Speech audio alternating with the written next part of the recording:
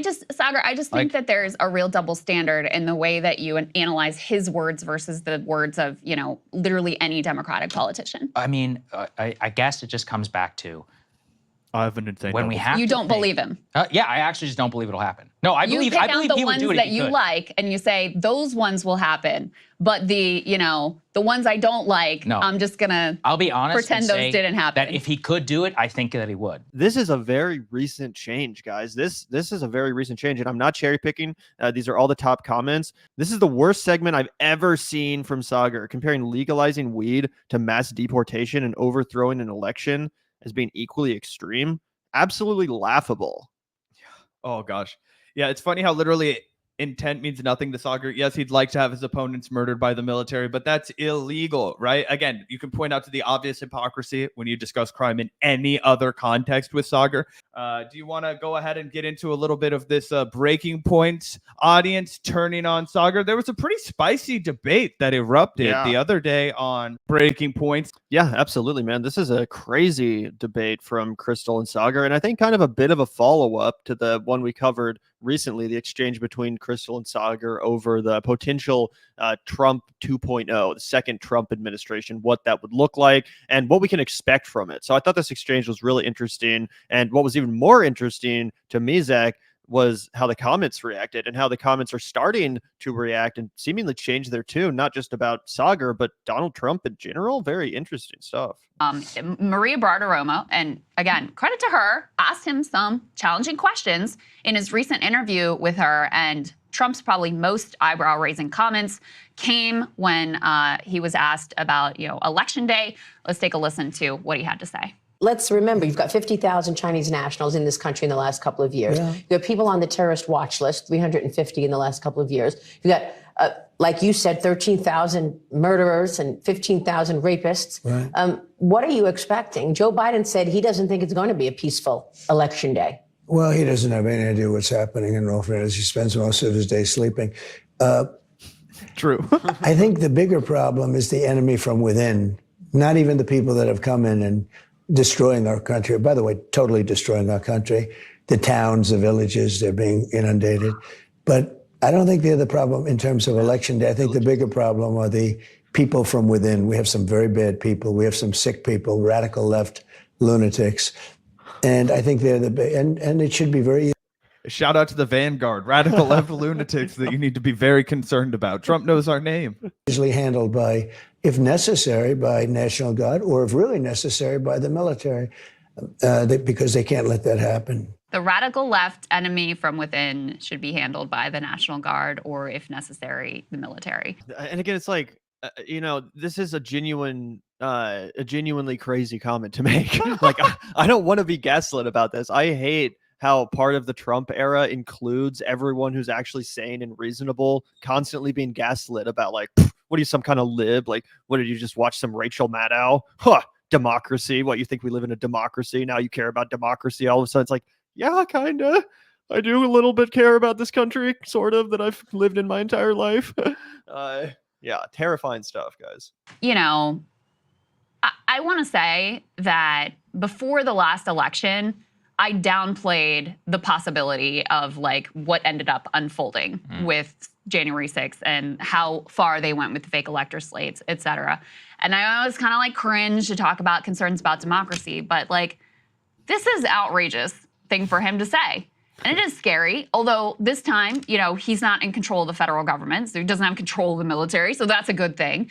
But, you and I both think that the most likely outcome is that this election is very, very close.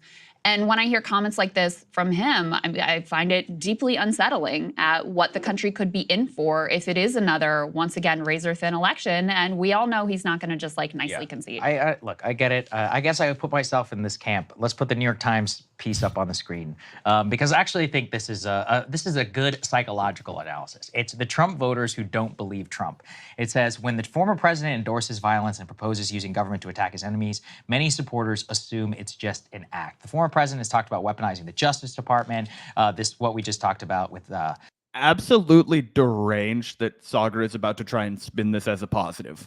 With everything you go, there is, of course, evidence to the contrary, they say, for the people who don't believe him. But one of the ways that voters think another term might go, it's how they rationalize his rhetoric by affording him a reverse benefit of the doubt.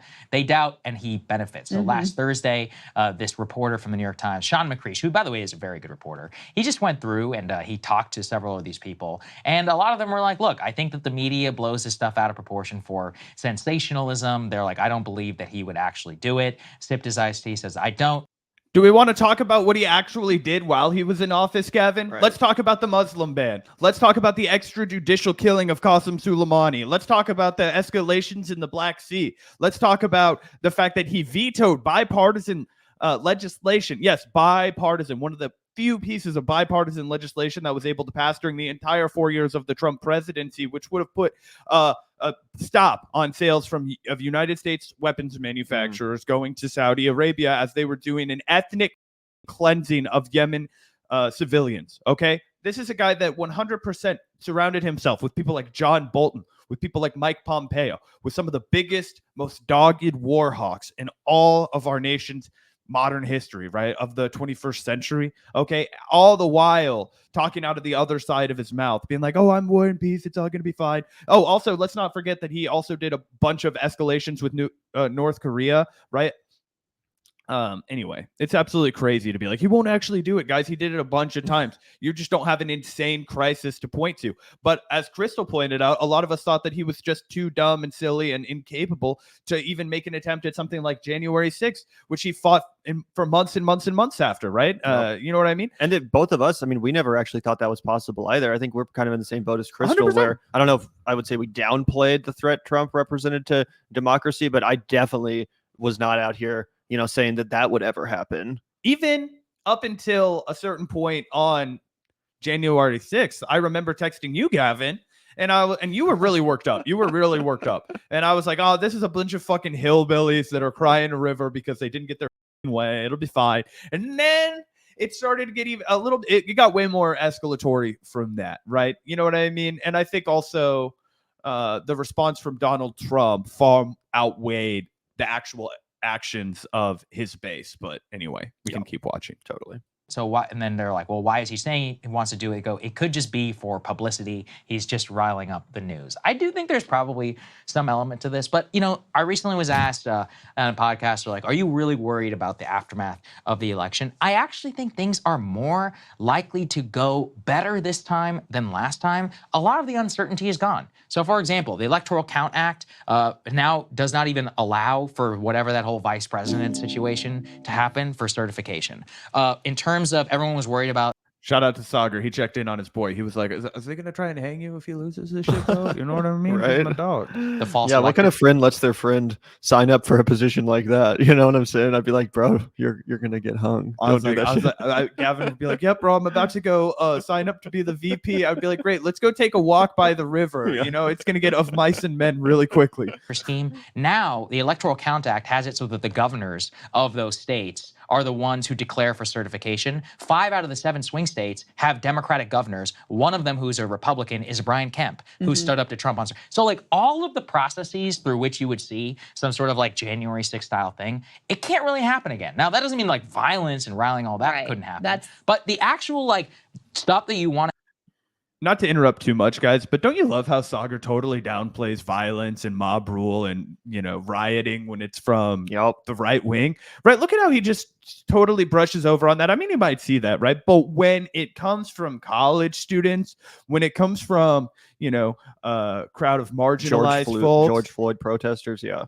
He loses his mind. He wants the National Guard there. He wants every cop in America standing ready. He wants tear gas. He wants, brass knuckles and steel pipes. And let's put a hurt on these children so they know what's up with this country. And he'll blame fucking Ta-Nehisi Coates for that shit. And he'll be like, Ta-Nehisi Coates destroyed this country by creating BLM. Well, guess what? Donald Trump and J.D. Vance destroyed this country by creating the MAGA movement and creating a bunch of brain dead fucking losers who are willing to storm the Capitol over fake news and lies. How about that, Saagar? Why don't you give a shit about that? Does that not destroy the country? Does that not destroy our society? Is that not degenerate? What the fuck?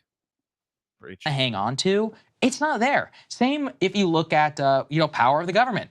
I mean, last time around, Trump's own Attorney General Bill Barr said that it was bullshit. He literally said, I'm just quoting him. He said, "This is bullshit," and wrote a whole book about it. Talked about how he wouldn't execute his orders. Trump is not in power this time around. Like a lot of the levers that they tried to grasp for.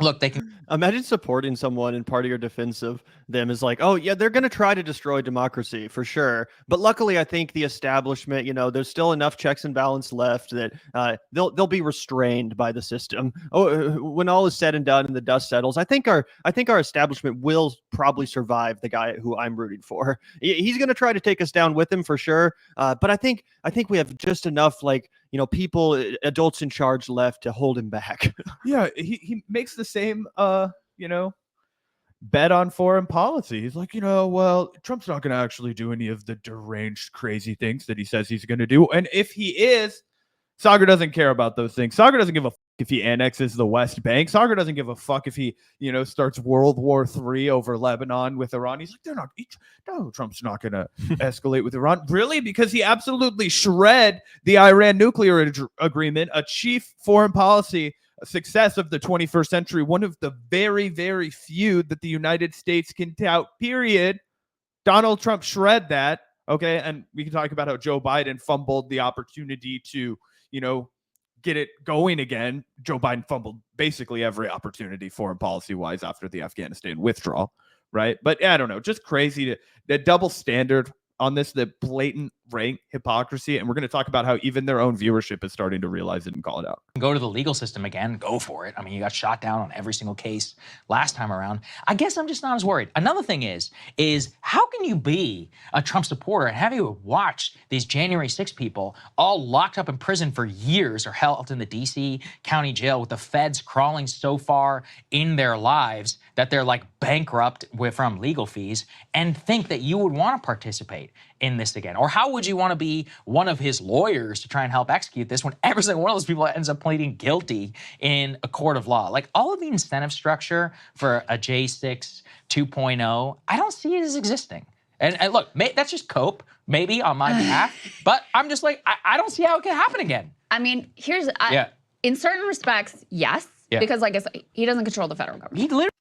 Also, again, not to just give a litany of examples of how this is so hypocritical coming from Saagar. Does he not understand that intent to commit a crime, right, and developing the plans to do so is a criminal act? And you are now saying, I want a criminal that you've already confessed on multiple occasions. You think that without a shadow of a doubt, he has fallen under that.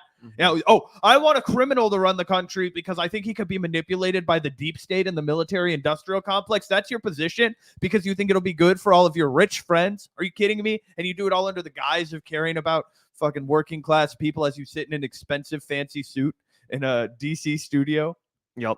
And I think as he's about to admit in a second here, he's willing to throw the whole country away for mass deportations. That's what it's all about. He's like, yeah, I don't actually care about any of this stuff. All I want is mass deportations. I can't stand immigrants. I hate them so much I actually care about that more than I do democracy, this country. Saagar claims to care so much about like the founding fathers and the history of this nation and all that stuff. Well, what do you think that freaking George Washington would have to say, Saagar? What do you think that the founding fathers would have to say about the state of our democracy and what Donald Trump represents in regard to that? Yeah, and it's like, I'm pretty sure Saagar was born in Texas, but I doubt his parents were born in fucking Texas. So what the hell?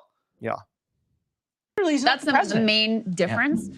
That doesn't mean there isn't a lot of trouble that he could cause. And, I understand too why people, the people they interviewed at the New York Times say, I don't really take him seriously. Like he chanted lock her up and then he didn't lock her up and all of that. But he did incite January 6th and he did go to great lengths to actually overturn. Also loving this pink suit from Krystal. Yeah, Krystal always slays. She's got great confident fashion. You know what I mean? It's very her. Yeah, exactly. Pink's one of my favorite colors and some people don't pull it off well, but this is a crazy fit. Awesome fit. And the results of the election. I mean, that's just a fact. The fake elector slates that his own people were referring to as fake, being offered in different states, pressuring Mike Pence with everything he could to not certify the election. Picking J.D. Vance, I think, as his vice president, primarily because J.D. Vance said I would have done what Mike Pence wouldn't do last time around. And so, you have a man that his supporters really don't trust anyone but him. If he says this was rigged and stolen and, they're doing it again and take your country back and whatever, I don't want to underestimate, especially when he's out making comments like this and sort of setting things up for that. I don't want to underestimate what that could look like and what it could do for the country. I mean, I think you even acknowledged like, oh yeah, the possibility of violence is real. I'm not saying there's any guarantees here, but I do think because we're heading for such a razor-thin election, if he loses, I do think it could be another extraordinarily difficult and ugly time in America. Of course it will be. What about Donald Trump would ever lead a thinking, rational person to believe that he's just going to go quietly into the night, Gavin? What would ever lead you to believe after watching his entire life unfold, at least for the last 2.5 decades, right? But before that, he was very much in the public eye. We've always seen him as a narcissist. The guy had to put his name on everything. He wanted to have the biggest hotels. It's got to be huge. I got to be the biggest celebrity. I'm going to be on the reality TV show. Imagine being rich as fuck and you're like, I still have to be seen by more people. I have to be known by more people. That's the pathology of this guy. And then he was like, more. I need to be president. Everybody has to know me. Right? And then thinking that this guy is going to just like rationally accept defeat. Like, you know what? They did a better job than us. You know what, the Democrats, they did it. What it was fair and square, folks, fair and square. No, that's not what he's going to do. He's going to gin up a fervor with all of his most ideological fucking followers, all of his most deranged followers, just like last time. And for somebody who claims to talk so much, claims to care so much about the country unifying, and political division is actually so harmful and toxic, Mr. Saagar Enjeti. Like, you seem so quick to dismiss the concerns of the real, under the surface of what's brewing, like real bad shit. Yeah, exactly. And that's one of the things that makes Donald Trump potentially the worst, if not, one of the worst presidents of our lifetime, Zach. There was a time-honored tradition before Donald Trump, and that was that if you lost the fucking election, you went the fuck away. I'm not even talking about democracy and all this stuff, but like Mitt Romney, John McCain, whoever, John Kerry, these guys understood that they got rejected by the American people. They didn't, keep clamoring for attention after losing. They went the fuck home. And that was like something that was just taken for granted. It was a tradition, like I said. And then all of a sudden, Donald Trump has to fuck that up. He has to fuck it up massively. And it's easily one of the worst things about him, in my opinion, that does absolutely separate him from other presidents in our lifetimes, even ones that, potentially did worse things. It's just such a cancer on our fucking society. It's like he refuses to let us just move on. He refuses to let the discourse, the society, the culture move on from him like a genuine cancer. I hate it. Well, that's how he feeds, right? That's the one thing that he cares about. He doesn't care about you or me or this country or anybody in it, right? He cares about being the focal point, a fixture of all of our attentions, whether that's a beloved fixture or a hated fixture, right? Yeah. He's rather famous or infamous. He doesn't really give a shit. Roll this clip back on January 6th next year around, but I'm optimistic. I don't think it's going to be that bad. So we also have Mike Flynn, who of course was a member of Trump's previous administration, forced out, resigned under some scandals, basically like caught being a foreign agent. He was asked a question about potentially not just draining the swamp, but executing the swamp, to great applause from the supporters in the room. Let's take a listen to how that went. Is there any chance that should the election go in a positive result, you would get your rank reinstated and sit at the head of a military tribunal to not only drain the swamp, but imprison the swamp, and on a few occasions, execute the swamp?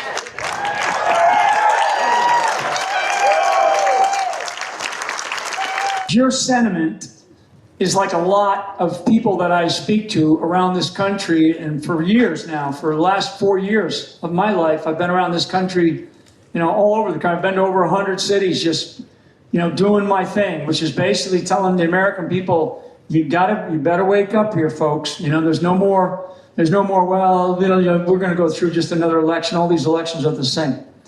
But what your sentiment is about is accountability, okay? Accountability. And these people are already up to no good.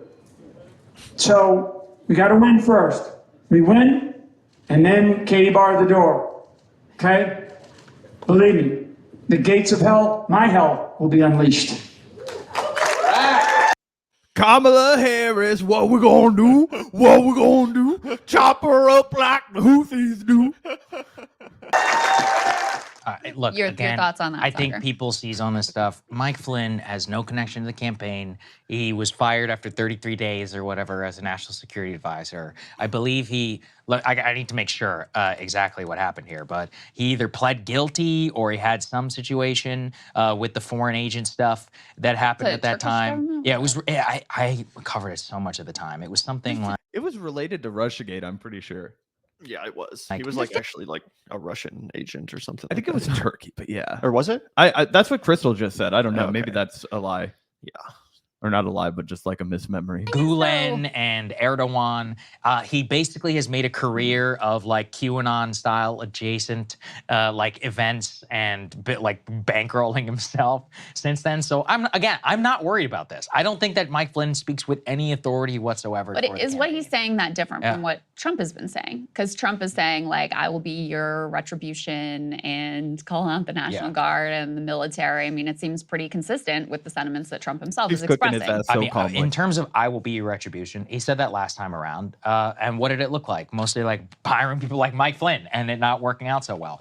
To the extent that it would be nice is if, hey, we actually did fire a bunch of people inside the CIA and the FBI. I don't think that's so bad. I guess it's about degrees and it's about which and how you interpret like what that looks like and what's extreme or whatever's not. Like to me, I think Schedule F is a great idea. I think more than half of these people should be fired. Is that what Mike Flynn is talking about? No. And that's another thing too, where if you have to point to his track record. When you say the gates of hell are going to be unleashed, or I'll be a retribution, But he's not, has no connection to the campaign. I'll call out the National Guard or the military should deal with my political opponents. That's not about Schedule F. No, but he says this shit all the time. How much of it actually happened? I was there when Trump was like, I'm going to take military funding and build the border wall, and then shut down the government for 3 weeks, and then cave to Nancy Pelosi and Chuck Schumer. In practice, how does this shit actually work? Like, So just because of his political incompetence, we're supposed to excuse and forget all about all of his fucking fascist ambitions as a politician? That's absolutely absurd. And I do have to give it up to Krystal during this upcoming exchange because she cooks Saagar, but she cooks him so gently and slowly, right? It's like you went out and partied really hard on Friday night and now it's Saturday morning and Krystal's just in the kitchen, making some soft scrambled eggs, real low heat, just stirring and stirring and stirring and stirring. But Saagar, he's starting to clump into big fluffy scrambled eggs now because it's cooked. most of the time, it doesn't usually work out to his benefit. It turns out that there are decent checks and balances in the American system. Look, we could play the next part here, and this is probably more consequential. From J.D. Vance, when he was asked about who the most consequential part of the government will be, he said the Attorney General. Let's take a listen. On the Attorney General, you said on Friday that the most important person in government in a Trump-Vance administration, other than the president, is not you. It would be the Attorney General.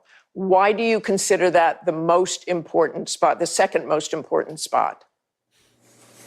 Well, one reason, Martha, is just public opinion. And what I mean here is that we really want the American people to believe that we have a fair and equitable administration of justice. If not, the entire sort of system falls apart. You need people to believe that if the Attorney General prosecutes somebody, it's motivated by justice and law and not by politics. And unfortunately, would Donald Trump go after his political opponents? Would Donald Trump go after his political opponents? He suggested that in the past. Martha, he was president for 4 years, and he didn't go after his political opponents. You know who did go after her political opponents? Kamala Harris, who has tried to arrest everything from pro-life activists to her political opponents. He said those people who cheated will be prosecuted as a weapon against people.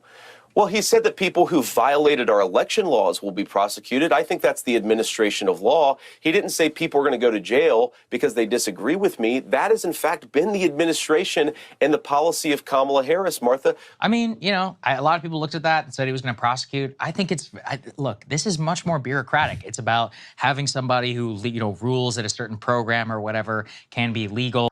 Because a lot of that comes back to like how you interpret certain bureaucratic actions. The shutdown thing I just talked about was a good example. Trump used some legal maneuvers to make sure that he had executive authority to try and divert fundings toward a border wall. That's the way that I looked at it, especially with the whole Merrick Garland thing. I understand this whole prosecute political opponents and stuff, but I mean, Trump is the one who was indicted by the Biden administration. So I don't know. I mean, I don't know why it's supposed to be so scary to watch this clip. It seems entirely consistent with the view of what went wrong with the previous Trump administration. Well, I think it's because of the things that Trump's been saying, which is, he posted on Truth Social, when I win, those people that cheated will be prosecuted to the fullest extent of the law, which will include long-term prison sentences so that the depravity of justice does not happen again. He added, those involved in unscrupulous behavior will be sought out, caught, and prosecuted at levels unfortunately never seen before in our country. So, it's very convenient to just sort of dismiss anything that he says that goes too far. But I don't think that you can fairly do that at this point, given what we saw after the last election. And so that's where the J.D. Vance comments come in, is okay, now you have not just Trump mouthing off on Truth Social, you have J.D. Vance affirmatively saying the attorney general, who would be the person going after these people, locking them up or whatever, is the second most important person in government. You got Michael Flynn, who was a close associate, talking about these things. And you've got Trump himself, making multiple comments, not just the one that I just, that we played before, talked about before with regard to the National Guard and military. But he said he'd purge the government of non-loyalists. He said that there would be one really violent day when police officers could get extraordinarily rough with impunity. He's talked about mass deportations that would be a quote bloody story. And Saagar laughing when it talks about pigs kicking people's heads in. God, this man is such a fascist. Just come out now with it. Just be like, you know what, guys, I'm leading the right. I'm no longer going to put a big R by my name. We're just going to put a giant F there. Also, shout out to Krystal for doing so much homework for this. She pulled a million receipts to shred this guy over and over again. Yeah. And it's very convenient to just dismiss all of the things that are uncomfortable and embrace the ones that you happen to like, especially at this point, again, maybe before January 6th and all the fake electors crap and, the actual plans that we know at this point were hatched and rejected to try to seize voting machines and all this stuff. But I just don't think you can hand wave it away at this point the way that previously perhaps it would be reasonable to. Do I take it very, very seriously? No. Look, maybe I'm naive. I believe mostly in the American system. If the Attorney General genuinely did try to bring, under Donald Trump, tried to have a grand jury in Washington, D.C., indict people for, for voter fraud based on Venezuelan dominion, I just simply believe that wouldn't happen, or it wouldn't go through the justice system, even if Trump wanted it to go through. So sure, the Attorney General can try. In terms of practice, how do I think he means it? What I just talked about in terms of legal opinion, making sure. I think the system works mostly fine. In terms of what the opinion is or whatever, is there a risk, for what you're talking about? Certainly. I guess I just think what those people mostly expressed here, it's how seriously are you really supposed to take it completely literally? In the way I just laid out, I don't think you can take it completely literally. But January 6th doesn't change your assessment of that at all. Considering that the law has changed, no. I mean, sorry, yeah, actually, yeah, because the law has changed so significantly. If you had asked me under the previous regime, I'd be like, yeah, I'm actually a lot more worried. But because the law changed with the bipartisan Electoral Count Act, I'm like, not really. Not the way that it currently is. It's physically impossible for them to try and do what they did last time around. You're just considering the specifics of what happened last time around. If he's back as president of the United States and all of the powers that entails, he could cause a lot of trouble. There's a lot of things that he could do that wouldn't look exactly like January 6th. And I'm just arguing. But he wouldn't do that because he'd be a two-term for president. I'm just arguing. I'm not even talking specifically about stealing the election again or whatever.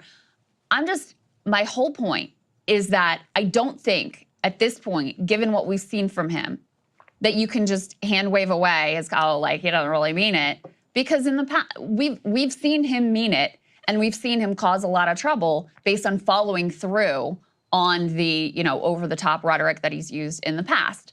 So that's it. That's my whole point is I don't think that it's fair or honest to just hand wave away anything that he says that is I wouldn't hand wave it away, but some of the things you listed, for example, some of the things you listed, I'm like, that sounds pretty good. Purging the government of non-loyalists, that sounds great, actually. I think the president should be in charge, for example, of national security. He said he wouldn't hire anyone who admits the 2020 election wasn't stolen. That's what he means by that. Well, That's what he means by loyalty, is you have to be willing to lie and say the election was stolen and do literally whatever I say, no matter how outrageous or fraudulent it ultimately is. He doesn't mean like you're going to stand by my tariff policy. I mean, we have no evidence of that. He's not currently in power. No, I mean, no, because he literally said, "I won't hire anyone who admits the 2020 election wasn't stolen." So that's the evidence. well, it's his own words. Then we'll have a very, very small pool to choose from, and they're welcome to do that and pursue that policy if they want to. What the is the matter with you, dude? Like, I'm sorry, I don't have a good argument for that. I'm just like, this is crazy. You're just like, oh, we got to purge the non-loyalists. If he wants to only staff the government with people who don't believe that,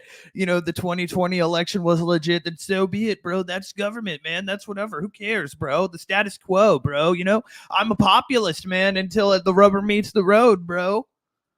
And they will be able to hire maybe like 5 people. Like, that's what I mean. Maybe if he really does that, then he's an idiot, and then people shouldn't vote for him. You can decide for yourself. That's what I'm saying. I'm giving my assessment of how I would look at it. Mass deportation, yeah, the libs are going to fight tooth and nail. Every Catholic charity and all these people are going to sue with some fake Hawaii judge to make it. So yeah, I support mass deportation. I want an attorney general that would make sure that that was legally. The libs, oh, you know, the Catholic Church, those libs, they're going to stop us from deporting every last immigrant. These fucking liberals. The judges of Hawaii? What the kind of a backwards comment? Why are they taking cheap shots at What, is he saying that Trump should get rid of the Catholic Church and, you know, get rid of the freaking judges in Hawaii to make sure that he can deport everyone he wants? Wait, is this a backwards accidentally based take? Saagar wants to give back Hawaii to the native indigenous people of Hawaii and, you know, dismantle the military bases that have taken over their island and made it impossible for people with indigenous roots there to afford to live. Honestly, Saagar, you might have won me over on the tail end there. We gotta iron out the details. Executed. So it's one of those where what you think is radical, I think is actually necessary. And probably vice versa too, so in terms of what, legalizing weed? One violent day in which police officers could get extraordinary. Oh God, he's like to me, what's radical is, or to you, what's radical is to me is what's necessary. Just like with the left and legalizing weed. Wow. Smoking pot and fascism, basically the same thing. 50-50 split on that one. Jesus Christ. And also, by the way, Donald Trump supports weed also. He recently said that he was in favor of cannabis legalization in Florida. Saagar's over here acting like, guys, it's not my fault we have to embrace fascism. We have to do it to stop legal weed. Meanwhile, the fascist he supports is also like low-key totally fine with smoking weed. Bro, you're just projecting your own politics onto Donald Trump. He's not going to save America from degeneracy or whatever. He is degeneracy. Donald Trump and MAGA is degeneracy, Saagar. Like, what is wrong with you, bro? Rough with impunity. I mean, I'm pretty sure that that's not legal or even probably like calling out the military legal against your political opponents. Again, I don't think that that's legal. It's never happened before. Let's think about when's the last time that it happened. Saagar, I just think that there's a real double standard in the way that you analyze his words versus the words of, you know, literally any Democratic politician. I mean, I guess it just comes back to I have an insane. When we have you don't believe him. Yeah, I actually just don't believe it'll happen. No, I believe. I believe he would do it. You pick out the ones that you like, and you say those ones will happen. But the ones I don't like, no. I'm just gonna. I'll be honest. Pretend those didn't happen. That if he could do it, I think that he would. But I believe in the American system enough to say that most of the shit's not going to happen. That's an insane reveal right there. He just said, everybody, I believe that if he could do it, he would. But I believe in I believe in the American system enough to prevent it. So you're basically saying I am signing up to have a fascist wannabe dictator take their best shot. I'm just crossing my fingers it don't happen. That's how much Saagar hates immigrants and the smell of pot, apparently. Yeah, and even if there was a Bernie Sanders kind of character that was genuinely promising the people what they needed, in my opinion, I would not support that person if they were simultaneously promising to be a fascist. Like, I'm sorry, but as much as I care about the things I care about, all the policies that I support aggressively, I would not overlook a literal fucking, anti-democratic fascist leader to get those in the hope to get those policies implemented. You don't even have a guarantee that it's going to happen, but he's willing to sacrifice the entire country, the entire democracy over the hope he gets mass deportations from Trump. It's wild. Yeah, we ain't mad. We just lazy dong. You know what I'm talking about? Regardless. Okay. That's what I think. I think that if he could do it, he would. I also think Democrats would do a lot of the stuff if they would. They literally indicted Trump. I mean, they indicted him under January 6th. Committed crimes. Huh? I mean, again, that's a pretty subjective way of looking at it. I don't think it would be all that easy. I just think, first of all, that probably punctures a They little bit also of the indicted bubble. Hunter Biden and Bob Menendez and Eric Adams. So I mean, to Hunter Biden, it took what 5 years of crawling, to the bringing it Oh, in like the it media took- it story was to actually 10 get him minutes to charged. indict If he was Trump? any normal citizen, he would have been charged like a decade ago. So I don't think that's Yeah, if Donald Trump were any normal citizen, he would have been charged 3 decades ago. He would have never been able to get into politics because of all the real estate crimes that he committed, right? Because of all the tax evasion crimes that he committed. Oh my God, Saagar, you want to have your cake and eat it too. particularly a great example. Bob But Menendez, Eric Adams. Bob Menendez was indicted previously, skipped the charge, and the only reason he got indicted is because he's so cartoonishly corrupt. Now, I'm not saying it isn't a good thing. I support that. I think all corrupt people should be prosecuted. I'm trying to answer the question very honestly, which is, yeah, I think if he could do it, he would. But I don't think that he can with the American system. That's pretty simple. I mean, if in a certain sense, that's what a lot of those people in the New York Times profile were saying too. So you trust the institutions, bottom line. Mostly. I mean, they've been stress tested by and large. Have there been some slippage, I guess you could say? Yes, certainly. But if you look at it and the way that most of this stuff, especially the most egregious, like if you wanted to call out, the military to prosecute your political opponents, like you have to really think about how the level of chain of command and number of people who would have to go along with that to actually happen. Now, would he do that if he wanted to? Maybe he would. I don't know. He 100% would. He 100% would, Gavin. Did he not work his way through every single chain of command possible to try and steal the 2020 election, and try and stay in power past the fucking inauguration date? Yeah, I mean, it's literally thanks to Mike freaking Pence. We have to thank Mike Pence that was avoided. Isn't that crazy, bro? Someone who I absolutely hate to give any credit to, but it's like that it came down to Mike Pence. And Saagar still wants to act like, oh, I don't know. Who knows? Like, he just kind of says stuff. I think that's basically, wraps up the main portion of the debate that we wanted to react to. But Zach, do you want to take a look at the comment section? Because I don't know about you, but I was a little bit nervous. I was like, I sure hope the comment section isn't on Saagar's side with this one, because a lot of times they are. Yeah, Gavin, I was also enthused.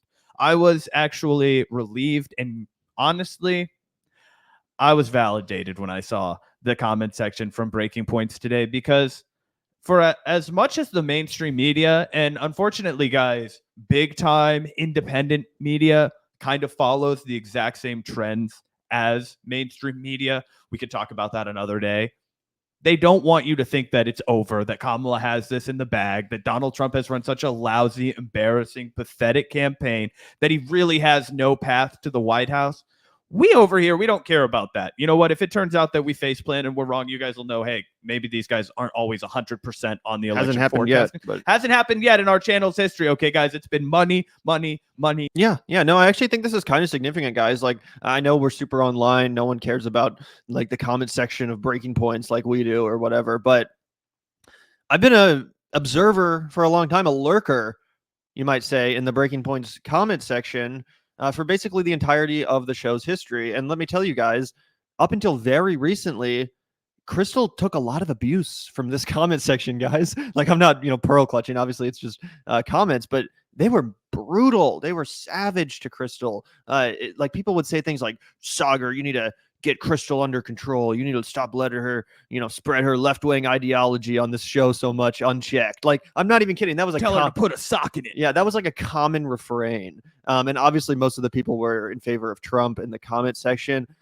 Someone said Krystal always got it in the comments, which is crazy because, Krystal's so reasonable and she's so nice. But either way, this is a very recent change, guys. This is a very recent change, and I'm not cherry picking.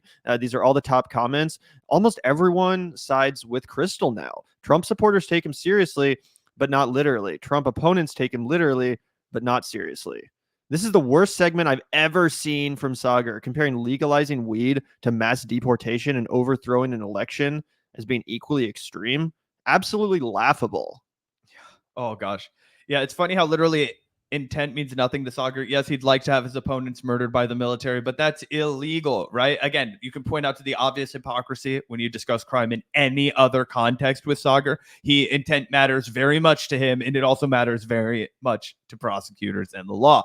Come on, Saagar. If Kamala was saying what Trump said, you would have a big problem with it. Be real, 100%. And I also think that this is a good one. They indicted Trump. Well, he committed crimes. Well, that's a pretty subjective way to look at it. That's a direct quote. That's not a parody. Yeah, straight up. And again, this is coming from the #1 pearl clutcher about rioters and George Floyd and BLM. He'll act like it's destroying the country every time a group of marginalized people get together and try to fight for their rights, you know? Like he acts like that is a cancer on our country. But then he'll literally defend the objective crimes committed by Donald Trump and his supporters. Here's another one. You can always tell when Saagar doesn't believe what he's saying. He laughs uncomfortable, says, "It's just politics," or talks in circles. So true. Sometimes he also kind of appears to be on the verge of tears, weirdly, when he's got like the Matt Taibbi thing where you back him into a corner. He sounds like he's going to cry. It's just my perspective. Hey man, okay, like this is the kind of commentary that's kept me in the lifestyle I've become accustomed to, man. Okay, you don't know the bottom's gonna fall out if I don't keep saying this shit. You don't understand. Yep. And this one's my favorite. Saying you don't think Trump will do the things he says, but still supporting and voting for him is the most idiotic stance in this election. Yes, it's cowardly. You either support what he says or you don't. You don't get a pass by making up some imaginary character you wish he would be. Again, and this is something Zach and I have tried to engage in when we advocate for the Harris-Walz ticket and when we express the fact that we think it's the lesser evil, right? We're not trying to downplay who Kamala Harris actually is. You know what I'm saying? We're very honest with what her administration will represent, the evils that will be continually perpetrated under it. That's part of our analysis. We're not sitting here gaslighting you guys. We're not sitting here, cherry picking what we like about her and ignoring everything else. And I really genuinely hate it when Trump supporters do exactly that. You have to be honest about this, guys. Even if you think that the tariffs I really am passionate about tariffs. Okay, well, then you have to admit that you care more about tariffs than you do about democracy and the founding principles of our society that have remained basically largely unscathed for the entirety of this country's history. That's unprecedented, bro. Donald Trump tried to do something unprecedented when he did January 6th, when he did the fake elector scheme, when he tried to stay in power. This is something you need to factor into your analysis and something that you should at least be honest about and own if you're going to support Donald Trump, not try to gaslight us all into, he's just being Donald Trump. Yeah, that's all they can do now, right? And I think it is pretty pernicious on Saagar's part because he is a smart guy, right? There's no way for Saagar to come out and feign dumb. He was too privileged. Yeah. He had too many opportunities. He's too well educated for him to come out and sell you this bullshit. Like, oh, you are the same as this guy that's in a small town that was completely abandoned, only listens to Kid Rock and Fox News and changes oil for a living. And he's like, God damn it, I need these terrorists. That's not Saagar, right? So when Saagar, just spouts all this insane delusion, it's really apparent it's cosplay, right? And what he wants is for, him to sustain his audience of, conservatives and, it's his duty to talk about Donald Trump. But again, in the same way that, Destiny and his ilk just refuse to criticize Kamala Harris, even though I know there are things they have disagreements on. I mean, Destiny has never in his life shied away from ripping apart any single other person with a microphone, right? But, when Kamala Harris got the nominee, like now it's just cheerlead her constantly. That's exactly what Saagar Enjeti does. He's happy to disagree with and nitpick any number of politicians until the rubber meets the road and it's time to go full MAGA. Yep, absolutely. Before we move on, I did want to spotlight just a couple more of these comments, and I have a question for you, Zach. It's not my theory, but it's someone else's theory. So this person says, the sound of Saagar's credibility being flushed down the toilet. Absolutely. And this person says, Saagar looks so foolish here. Being buddies with Vance is clearly biasing his analysis about Trump, which I think is probably accurate. Obviously, Saagar has been honest about his friendship with JD Vance and how that's, a bias he wants to put on the table, right? But someone recently made the comment that I don't necessarily agree with, but I would be interested in your reaction to it, because Saagar usually is honest, right? He's usually willing to be critical of the Republican Party. He's usually pretty willing to be critical of Donald Trump. It does seem like he's become a little bit less critical, a little bit less honest. And obviously, partially that's because of the fact that JD Vance is on the ticket. JD Vance is his friend. But Zach, do you think there's any chance if Donald Trump and JD Vance win the White House that Saagar might be angling to actually join the administration in some capacity? You know what? I'm actually a little embarrassed to say I hadn't considered that, Gavin, until right now. I would take at face value we're thinking something along a Saagar Enjeti press secretary for a Trump administration, or for JD Vance, speechwriter, something like that. A West Wing. He could be a Joshua Lyman. Yep. You know, or and remember Sam the VP. Seaborn. The VP has their own press secretary. Like Simone Sanders was Kamala Harris's press. So he could literally work for his buddy JD Vance. It wouldn't even have to be for Trump. I would imagine it's definitely crossed his mind. I don't know what that would mean for breaking points. I don't know what that would mean for any of that. That's a big thing to throw in the room. I wouldn't cavalierly come out here and be like, oh yeah, bro, totally. Just because he's, jerking his boy off and saying a bunch of fawning praise of Donald Trump. Like, I don't know if that means 100% it's because he's angling to be JD Vance's press secretary, but I don't think it's out of the question. And I think it's very smart of you to have put that into the world. Not, I mean, maybe Gavin didn't put it in the world, but you amplified it, buddy. I did. And I'm about to amplify it again right along with you. Gavin and I are predicting. No. Oh, anyway.